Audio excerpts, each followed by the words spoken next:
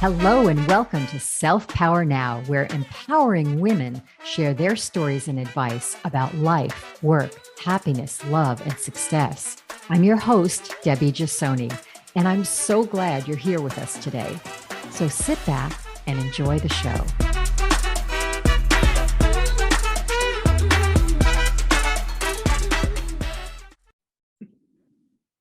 Today, we're talking to Susan Burrell. Susan is the author of Live Your Empowered Life, a 30-day journey book, the host of the Empowering Chats with Susan Burrell podcast, and her guided meditations are accessible through the Insight Timer app. I love that app.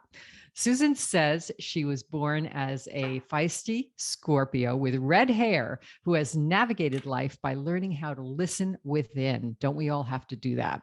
And as such, she's been counseling people to transform from the inside out for over 25 years. Hello, Susan. Hello, Debbie. Thanks for having me today. Thanks for being here. I love your Scorpio reference. I'm actually a Cancer sun sign, but I have Scorpio, not rising. I've got a Scorpio moon. And I'm not sure if I remember what that means, but I guess that means I have a little bit of feistiness inside of me too, right? Although I don't have the red hair, I've got the crazy curly hair. But yeah, I think that's so funny that you referenced the red hair.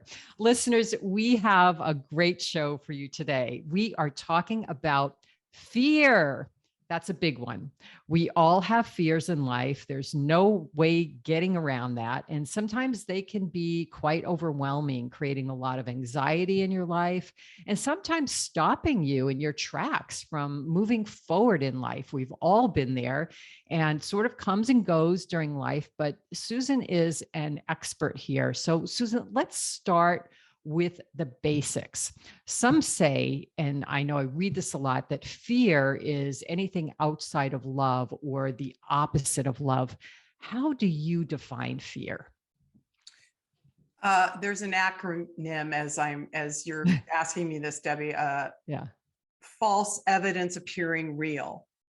False. Okay. False evidence. Oh, I love that. I love that because it is false evidence because we fear what we don't know, and what we don't know, we don't know. So how could we fear something that we don't know? Yes. Well, and it's what we think we see, right? Or what we think we hear that then goes into our wounded programming and stirs the pot, and causes the fight and flight and freeze reaction when you're in fear. I spent, I don't know, a long time I spent 28 years in a marriage that took me almost 3 really rough divorce years to get out of. And I was my adrenals were constantly pumping because I was just scared to pieces. Who am I now? What's my life going to look like? All that stuff. And I find out later, now that several years have passed and my adrenals have kind of balanced again, I still have to watch it because something like loud noises trigger. I have like post-traumatic stress. Loud noises. That was all from that marriage. Were you in fear of physical violence? No, I was married to, I find out later, I didn't know, a narcissist, and he's very good at what he does. And so I was it was emotional and mental abuse that I experienced, and I didn't know. You don't know what you don't know, right? Right. And so what was your biggest fear during that time? Well, my biggest fear was that I had made a really bad choice. And that you could not change it? I am a very loyal person, and I took my wedding vows very seriously. This was my life. And you grew up Catholic like me? No, I didn't grow up in anything. Thank God, because it would have been really bad. Yeah. Well, Because then you 28 have the years. fear of God and excommunication and all that other stuff Right. around That's, leaving your marriage. I would say a lot about that, but I'm just going to keep my mouth Yeah, shut. let's leave religion out of the You know, topic here. because I have good friends that are Catholic, and yeah, there's all that. We Yeah. can have another conversation about that and divorce and how you get unwound. But Yeah. it was more, I came to realize, Debbie, that I early in that marriage stopped listening to myself. And so I was outsourcing, appearing real, evidence appearing real.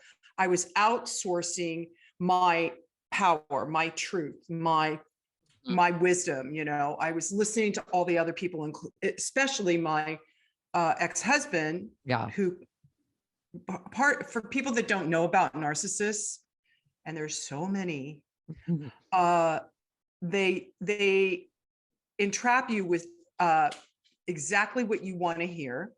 So I had a beautiful love story told to me, and to give him a little leeway, trying to be so nice here, Debbie. Yes, we always want to be loving, no matter what. Believed the story. He believed the story he told me as well. Yes, So, yes, of but course. then what happens is they start lying and cheating, and they gaslight you. It's not they didn't do that. You did that. Right. It's your They fault. put it You're back the on one. you. Yeah. You're the one that's not Yeah. good enough. And then you start believing it. As you said, you've got some programming, right? And sometimes that programming it may appear several times in your life, but usually that programming comes from when you're very young.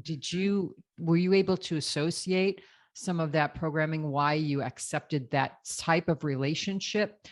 Yes, I'm nodding from vigorously. Yeah. From your childhood, right? Yeah. Yeah. So where did it come from? Fortunately, my father doesn't listen to my shows or any interviews. From my mother. And I'm currently, because lo and behold, when I get through a divorce, I find out, wow, when I listen to myself, I am an intuitive healer. Yes. I am clairvoyant. I am all the clairs. I got all the clairs. You got all the clairaudient, clairsentient. And all that had shut down when I was a little girl, because and this happens to empaths all the time.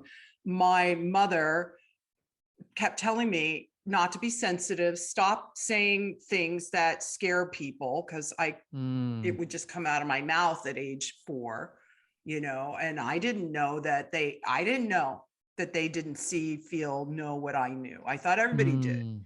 So I was suppressed and repressed and and then just a fine petri dish for a 28-year narcissistic relationship.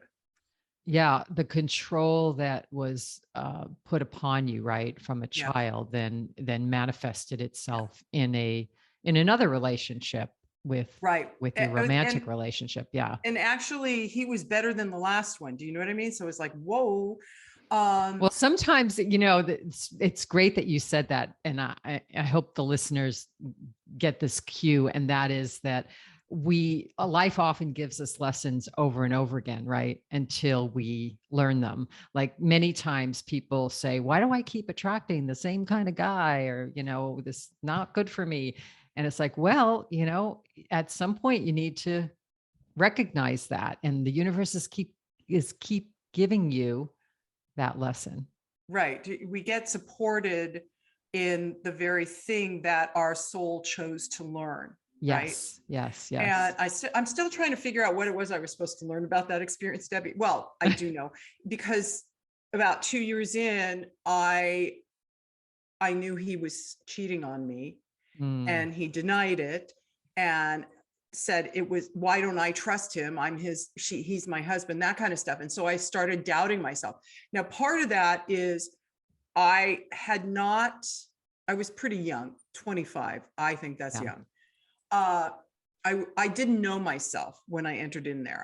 this is the outsourcing my power. Oh, if you love me, then I'm going to be a better person. A lot of women go through this, especially in my generation. Yeah, you If define love in your yes, life by acceptance and love from people around you rather than going within, which within, I talk a lot about this topic of self-love. I've got books on it. I've got a 5-day self-love challenge that I yeah, do for people, and it's so important. But in your case, if that was shut down at an early age and you were not allowed to recognize who you really were and appreciate and have some self-worth for who you really were, then all of your, I guess, definition of your self-worth, your self-value, self-love was going to come from outside people. yeah. And when you leave it to that, right, what happens? You get controlled, you end up with narcissistic people, et cetera. Yeah, Yeah. and I'll go one step further. I was pursuing an acting career. Oh, So a that's really person with tough. little to no self-esteem goes out on auditions and gets told that she's not wanted. Yeah, that's extremely fierce for you because that field is all about rejection, right? All It's about like rejection. And rejection of who you look like, what mhm. you are, Oh yeah, yeah, it's, oh gosh, that's so tough. But that you're again, your soul must have chosen that to say, hey, you sometimes you've got to go down that road and face those fears in order to come out the other end and well, stand that's in your own exactly power. Yeah. how I got healthy, I guess, or I had to face my fears. I knew that the marriage was over. I recognized that I didn't love or respect myself, so I had to Mm, start from ground zero, and I was in my mid 50s. mm, And so starting from ground zero, and I have been teaching spiritual principle and spiritual skill sets for over close to 30 years. And so I pulled out all my skill sets. And that's when the guided meditations became my cornerstone. And now I gift them on Insight Timer to everybody. A lot of them are ones that I had to do for myself, right? I just would sit and something yes. would, you know, source energy would flow in and I would do the work of Right. whatever I that feel work the same was. way when I was writing my books. When when I first decided, oh, I want to write some books after I had like a lot of tragedy in my life and I left my corporate job and all that. And really the book I really wanted to write, because I'm a big cook, I wanted to write a book about Italian cooking. But what came through source instead was a book about surviving my family tragedies and a book about happiness and a book about love, and you just can't ignore that, right? Mm-mm. Because you're learning, it's a cathartic experience to create these projects, whether it's meditations or books or whatnot, but it's also there to help other people get through their Yes. trauma as well. Well, as a empath, right? Our big thing is to serve. And Right. I choose to serve with love. Yes. And so I have been teaching for years, and it's because what I find is I tend to teach the thing I've just learned Yes, of course. Of myself. If I course. haven't Yeah. walked it, if I haven't uh, Yes. Me too. processed and integrated it, I'm not going to teach it. Right. So And in once I yeah, do integrate it, then the material that flows through me is more accessible to the people that take the class. right. And people resonate so much more with that material when they know that you've gotten Mhm, to the other side. mhm. In that situation that you were in, what would you say was your biggest fear? That you would be alone? That Well, there was my that I would be alone, that no one, because I had been gaslighted, nobody would want this body, right? nobody will love you, right? Nobody, no Yeah. man is ever going to want this thing Right. If because this my person doesn't want me and I leave him, nobody else is going to want me. Is that, right. Well, yeah. and being told I'm not enough all for 28 years Mm-hmm. plus Mm-hmm. all my life. Yes. So my biggest fear was that I would be alone, and I knew that I had a second half of life. So I Mm. really dug in deep to um, to learn how to love myself and accept myself. And that's an ongoing thing for me, Debbie, is, Yeah. my daily spiritual practice. Oftentimes there's a piece or a particle of inner darkness or inner judgment or critic that shows up that I got to sit down and talk to, or Well, don't we all have that? And even oh, if you're, highly, advanced and evolved spiritually, we still have that internal critic, that little nasty voice in our head, I call it, that tells you you're not good enough, you're not slim enough, you're not, educated enough, whatever that enough is, we all have it. And I do think, and tell me your feeling on this, I do think women grapple with that much more than men. And yeah. again, I think it's sort of comes from our programming, but we constantly are so hard on ourselves. It's ridiculous. Yeah. What were the first steps that you did to get to a place of self-love? As the marriage was crumbling, I used to live in a really beautiful area, and I could go on morning hikes. And so my hike would be an hour long, and I would start with all the story in my head, the rumination, the this and that, and the me, and the victim. And then about halfway through, that would clear because Get it out of your system. Yeah. and the physical movement seems Yeah. to be, for me, I think for a lot of people, but for me, it helped to just clear it out as opposed to writing it all down in a journal. Oh yeah, there's science that backs that. I mean, Oh your my God, physical any kind of physical movement, and I'm a big proponent of this, creates the endorphins and creates a release both physically and emotionally. And you're right, for some people that release can come from journaling as well, which I also am a big proponent of. I am But a you've big got to one too. release it before you can change it. Well, right? here's the Yeah. thing is that spirit abhors a vacuum, which means if you empty stuff out, you got to fill it up with the stuff you want, right? With the Right. good stuff, the good Yeah. beliefs. So what would happen is then I would get halfway through and start my affirmations or mantra. I love myself. I am loving. I love myself. I love myself more than I ever have in my life. And then it moved to I love and respect myself. I love, accept, and respect myself, Mhm. and this would just be pounded in. And then trusting. My trust was obliterated at a very, very early age. Not consciously, right? My mom didn't do this consciously, intentionally. It just was, right? And you know what? That's good that you said that, because we have to get to a point of forgiveness, especially for our parents. Because I think in my case, I grew up in an immigrant Italian family. So there was a lot of like weird dysfunction going on. And not that that's in all Italian immigrant families, but my parents were not well educated and they were very protective. And I just, as an adult, I go back and I say, they did the best they possibly could, given the knowledge they had and given their upbringing, they did the best they could. Right. Yeah.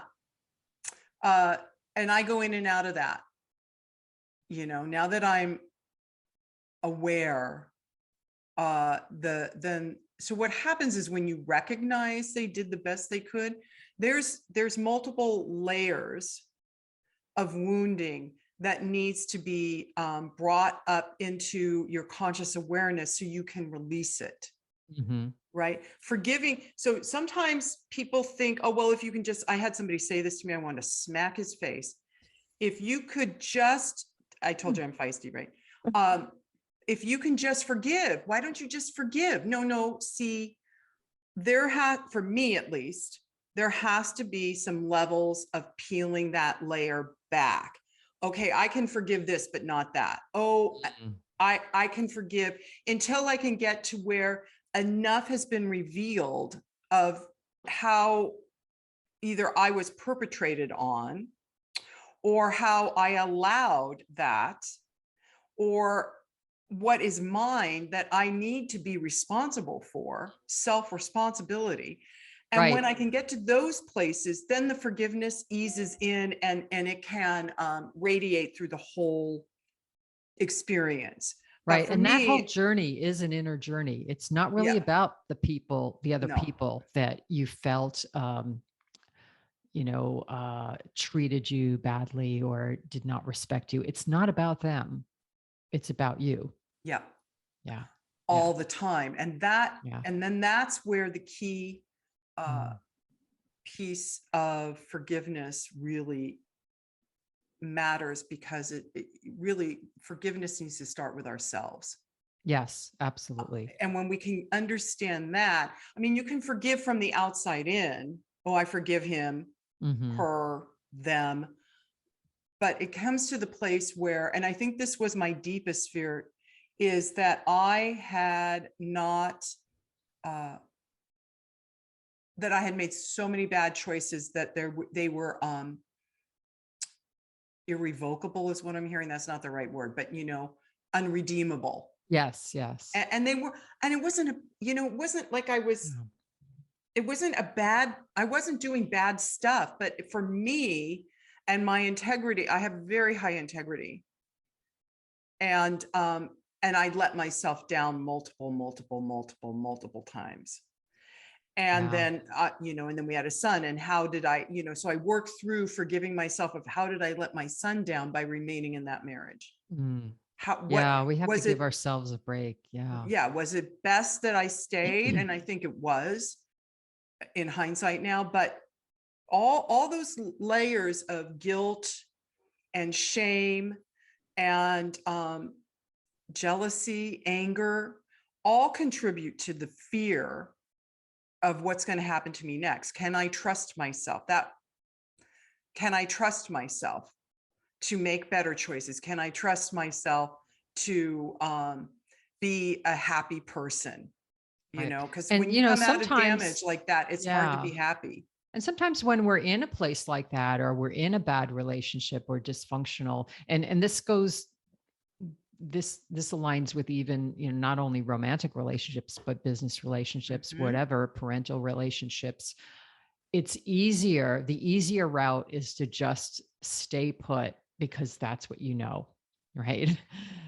The courageous route is just to analyze it as you have and say, how can I impact this? How can I get to my true self? How can I find self-love? And self-love is certainly one of the biggest fears we all have, that people are not going to like us. People are not going to love us.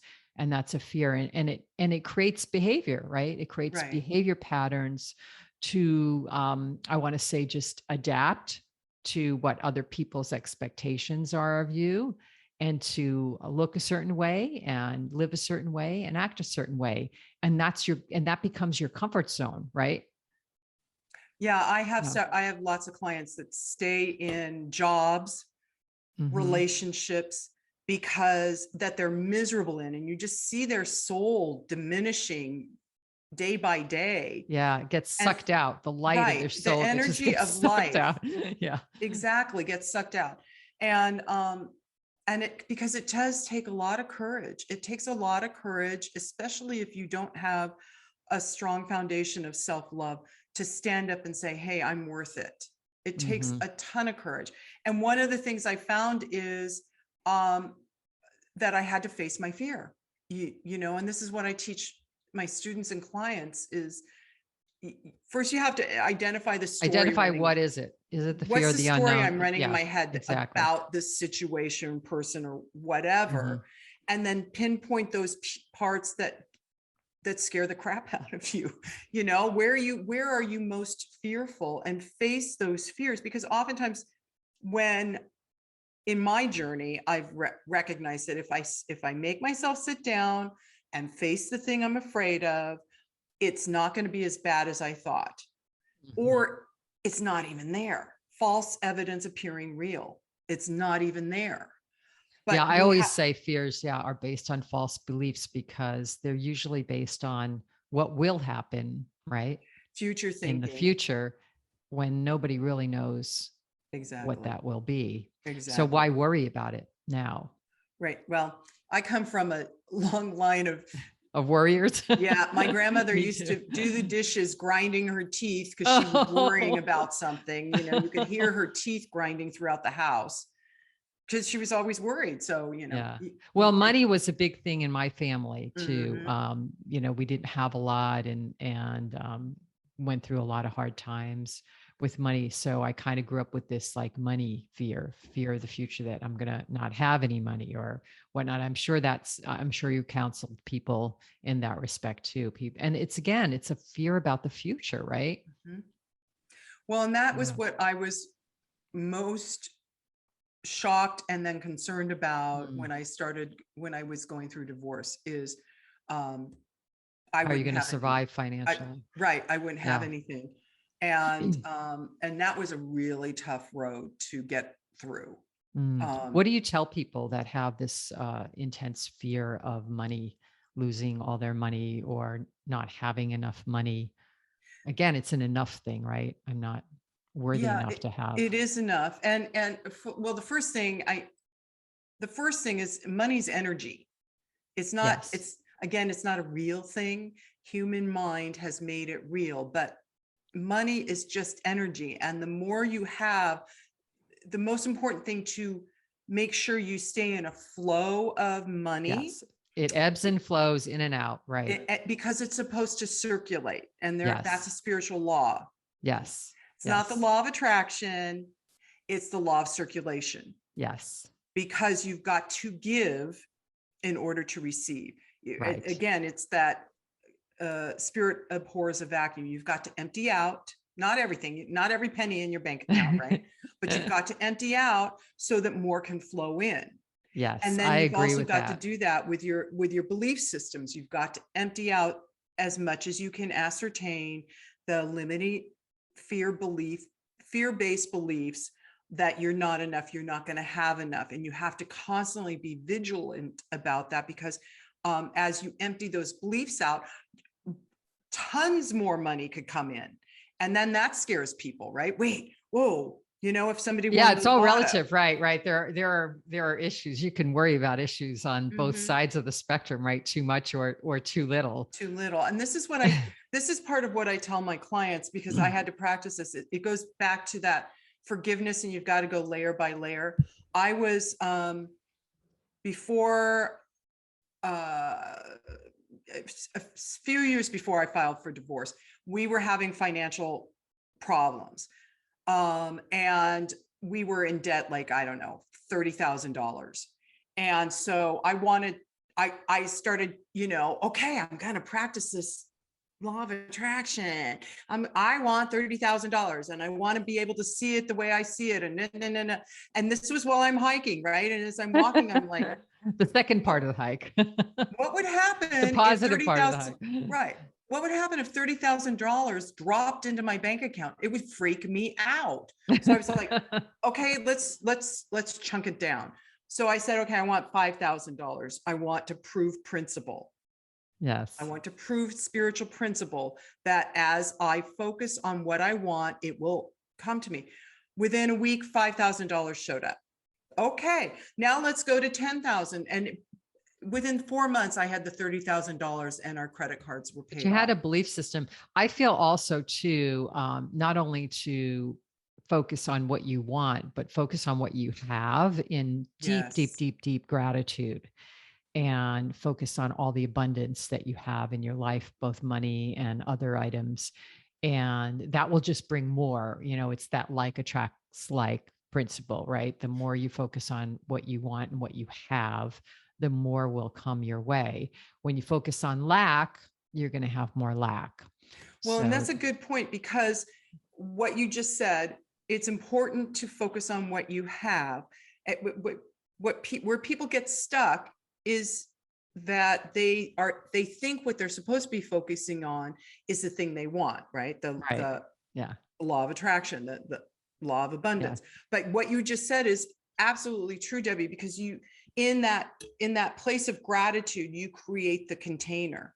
Mhm. Right? The gratitude becomes the bucket that you're going to fill up with whatever it is you're Right. affirming, with And money. yeah. And I think the same thing comes with health. You know, health is another big fear people have, right?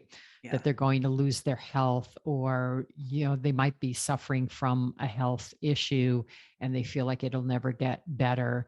And the same sort of principles apply. You've got to go back to the well and look at how healthy you really are, all the other great things in your life that are going well. Hey, I walked to the store today and I have these two legs to walk on, and I've, you know, able to breathe. And there's, you know, no matter what you're going through health challenges, there's also areas to be thankful for in health. Do you find a lot of your clients come to you with they're worried about their health and that's their biggest fear? Um, no, Oh, interesting. they don't come with a lot of health. They come with mental and emotional Mm, traumas. But the thing about the health thing, because I have health issues, is I notice when I'm focusing on, you know, like I get a pain in my knee. Oh, wow, what's that? Oh no, oh my God, I can't go up you know, yeah. and I think this is And then you create a story, right? Oh right. my gosh, I'm going to have a knee replacement. Oh my gosh, maybe it's arthritis. Oh my Oh, do I gosh. need to go get an MRI? Whatever Yeah, it is. yeah, So you focus on, so yeah. pain, this is what I've learned. And I've been a type 2 diabetic for 30 years. Mm, I mean, type 1, insulin dependent immediately. That was another big red flag I needed to get out of my marriage, but I didn't do it. mm. Anyway, what I notice is pain, and this is true, it's been proven, pain happens in the body to get our attention. Mhm. Because once it has our attention, then you can ask it questions. What do you need? What do you want me to know? Right. What It's usually the first sign that something else is is wrong, because right? it's And the sign that we pay attention to because we can't yes, ignore it. Right. right. And Yeah. it's the thing, it's the place within you that you're not addressing. It's always an Mm, inner belief system that we're not addressing. And the more we ignore it, this is why I became diabetic. Get out of the marriage. I didn't do it. Get out of the marriage. I didn't do it. Get out of the mhm. marriage. And then I almost Yeah. died. Yeah.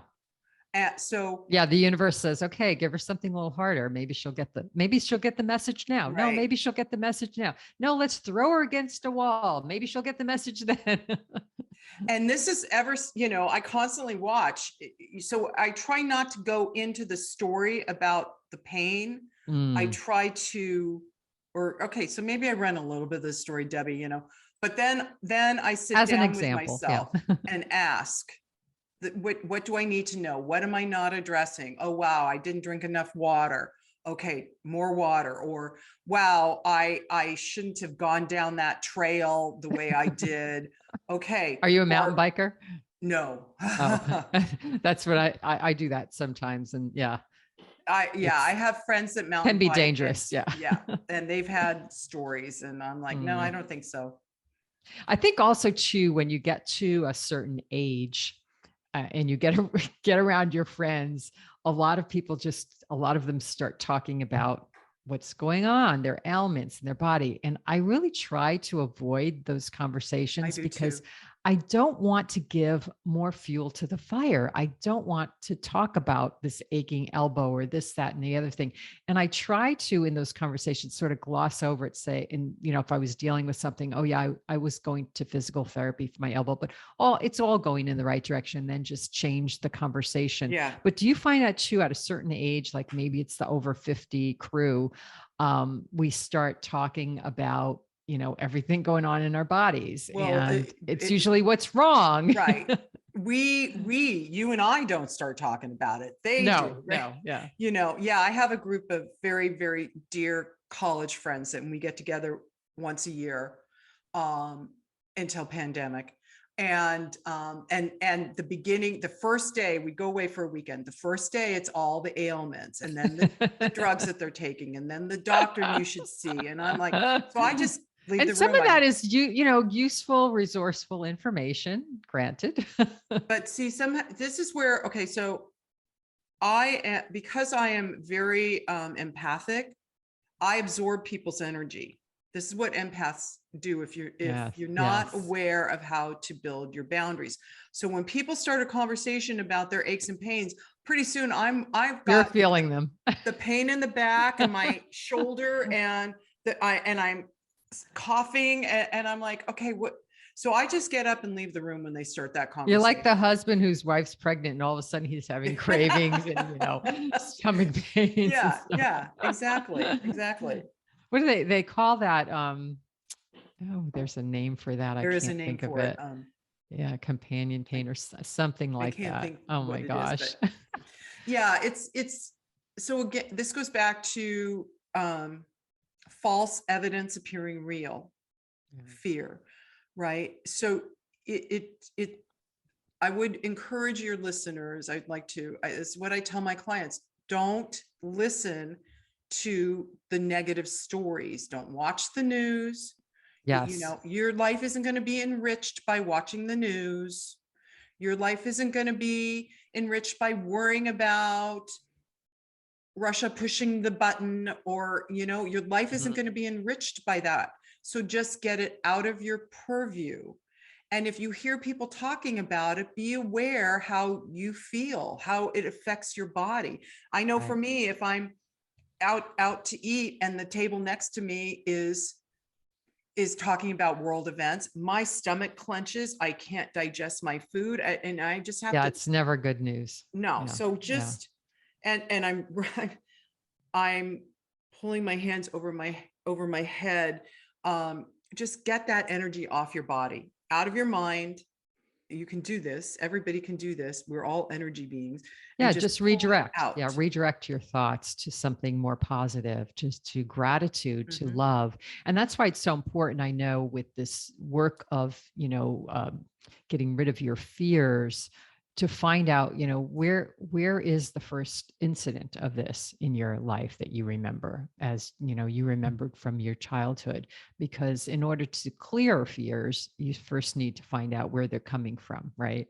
Right. And then you can ground yourself on planet Earth, instead of running around in your future thinking or your past thinking. You can ground yourself in the present moment more when you recognize where that fear, where it was instilled. So if we say the first step is, kind of getting to the root source, where is it coming from? What would you say for listeners? What are the next steps that they can do that? And you just mentioned, bringing yourself in the present moment, right? Right. So what I would suggest is people journal as they're peeling those layers down to find what the root is. Journal it out, because you don't want to walk around with that in your head. Yeah, get it out of your head. Yeah. Right. Exactly. Get it out. Yeah. You journal. The monkey mind. Get it out of that monkey mind. Journal with the intention that it's going to stay in the journal and you don't reread it. Don't go back and read the story.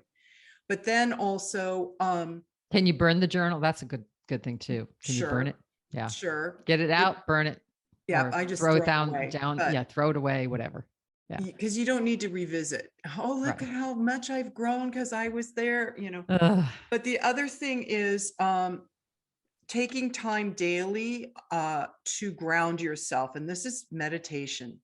And it doesn't have to be stilling your mind, because I don't know about you guys. I don't know about you, Debbie, but it's impossible for my mind to be still.